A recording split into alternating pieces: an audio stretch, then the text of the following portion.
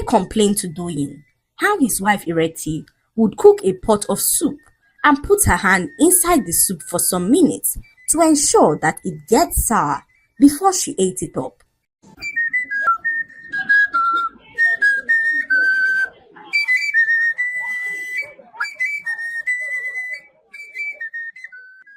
Once upon a time, in the beautiful village of Agodi, lived two young women named Doyin and Ireti.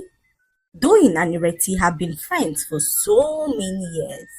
They became friends when they were kids and lived their lives as best of friends.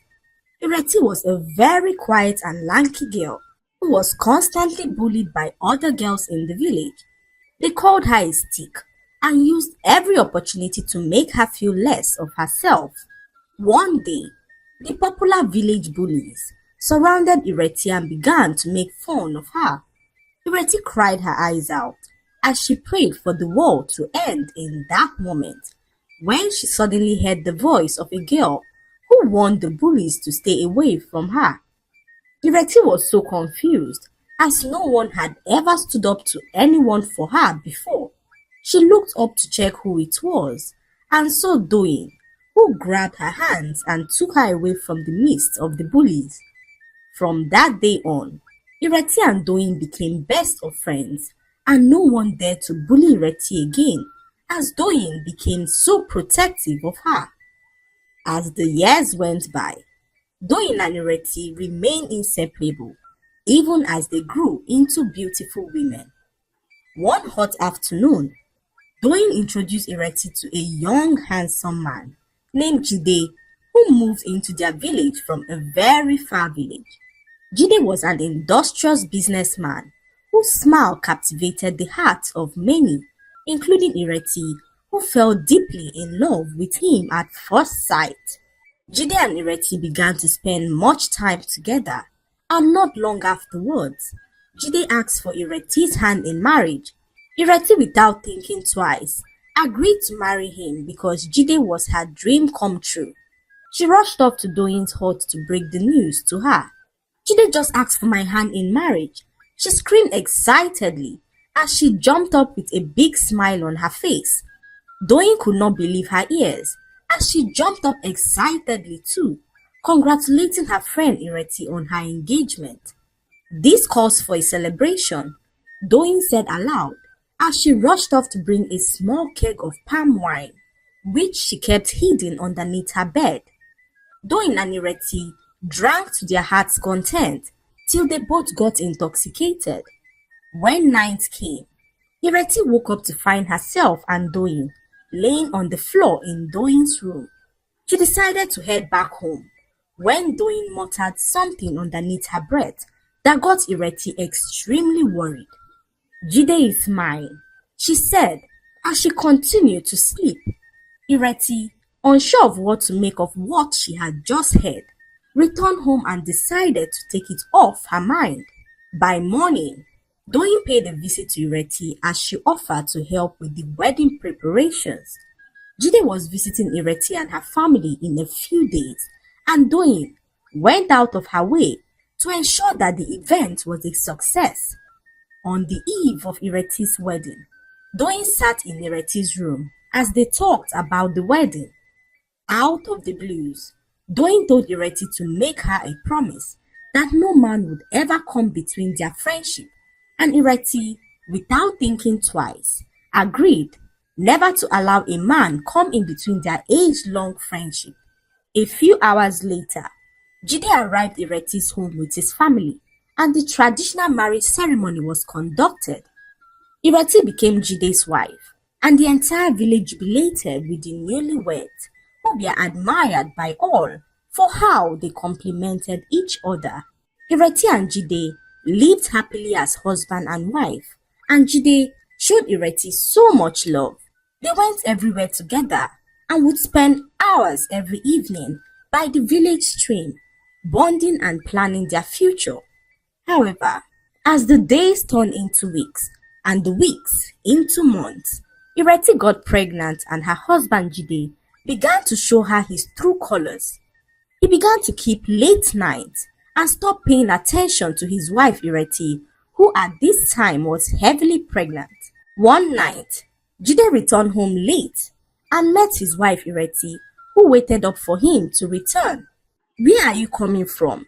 she asked Jide, who ignored her and walked off to their bedroom, stinking of alcohol. Ireti watched her husband turn into someone completely different from the man that she fell deeply in love with. She made so many excuses for him and at a point began to blame herself for all that had been happening. She confided in her best friend Doyin about her husband's recent attitude towards her, and Doyin promised to speak to Jide to know why he was acting in such a way. True to her word, Doyin approached Jide the next day to ask why he was treating his pregnant wife in such a way, and Jide, without mincing any word, revealed to Doyin that he had made a very big mistake marrying Ireti, as he was not truly in love with her. He revealed how his wife Ireti became irritating the moment she got pregnant, and how he could not stand being confined in the same space as her. Jide complained to Doyin how his wife Ireti would cook a pot of soup and put her hand inside the soup for some minutes to ensure that it gets sour before she ate it up. He also revealed how Ireti stopped taking her bath because she disliked the smell of soap and would spend hours inside a stinking toilet because she loved the smell of feces. Her love for the smell of feces made her visit public toilets in the village to spend a considerable amount of time inhaling the stinking smell. Jide looked so irritated as he explained to Doyin how his wife Ireti stank so badly, making it difficult for him to return home every day. Doyin listened, her heart sinking with each harsh word that Jide spoke against Ireti. She knew of the changes a woman's body could go through during pregnancy, the cravings, the aversions, which were all a natural part of the pregnancy journey. Yet, Jide's words were devoid of understanding. Jide revealed to Doyin that he was done with the marriage, as he had already fallen deeply in love with another woman. With a heavy heart, Doyin returned to Ireti not to speak about Jide's harsh truths, but to comfort her for all that she was going through. "Your husband Jide is just overwhelmed with the new responsibilities," she lied to Ireti, who believed every word that she said. However, as time went on, Jide's attitude became worse as he stopped coming home completely. Ireti struggled through her pregnancy alone, as her husband Jide was barely there to give her the emotional and psychological support that she so needed. After several months, Ireti gave birth to an extremely handsome baby boy, and all her pregnancy cravings vanished like dew before the sun. Her husband Jide cared less that she gave birth to a baby, as he never bothered to show up in their home to see their son. Ireti spent hours weeping as she hoped for their marriage to return back to normal.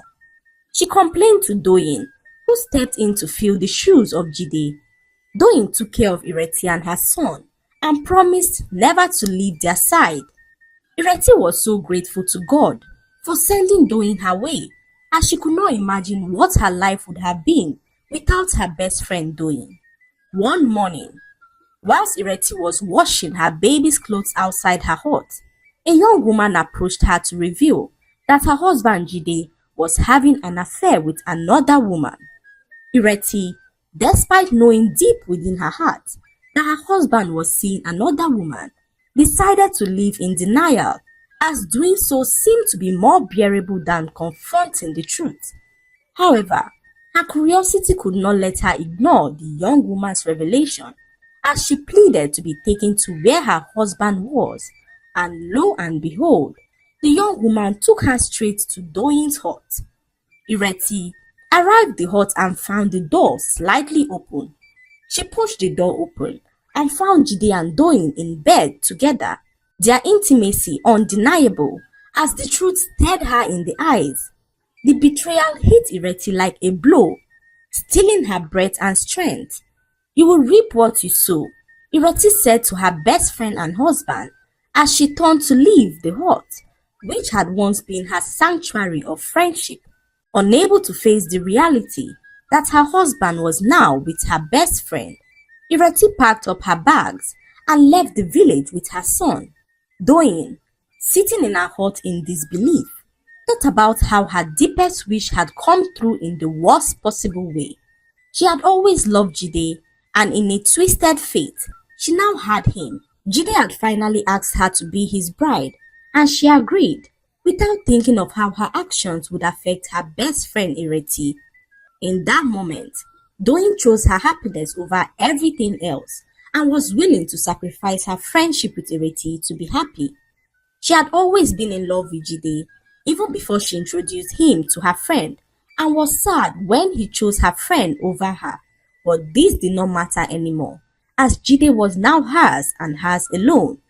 They later got married, and as the months went by, Jide and Toyin's marriage waxed strong as they paid no mind to what the villagers had to say about their union. However, when Doyin became pregnant, she ran mad and remained mad all through her pregnancy.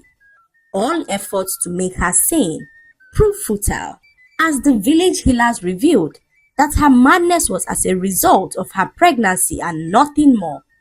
For 9 months, Doyin remained mad and was unaware of all that had been happening around her. On the day that she gave birth to her baby, Doyin regained her sanity and could not believe that she had been mad for 9 whole months. Her husband Jide was long gone, and Doyin regretted all her actions and wished she never allowed a man come in between her friendship with Ireti, who now lived in a faraway land. As for Ireti, she found solace in the love of her son, and in her strength, she built a new life away from the village that held too many painful memories. Jide, who had wandered from one woman to another, returned to his village and married another woman who was unable to have a child for him. His restless heart found no peace, as the emptiness of not having a child gnawed at him. The laughter of children playing in the streets was a constant reminder of what he had lost, of the children he had abandoned because of his own foolishness, and he lived all his life regretting his actions. The lesson to be learned from this story is that whatever goes around comes around. Pregnant women go through so many changes during pregnancy, and this comes with it temporary and in most cases permanent changes and behaviors. Learn to be patient with the pregnant women in your life as they go through a lot to bring forth a life. Do not take that which belongs to another because of your selfish interest, because most often than not, it tends not to end well.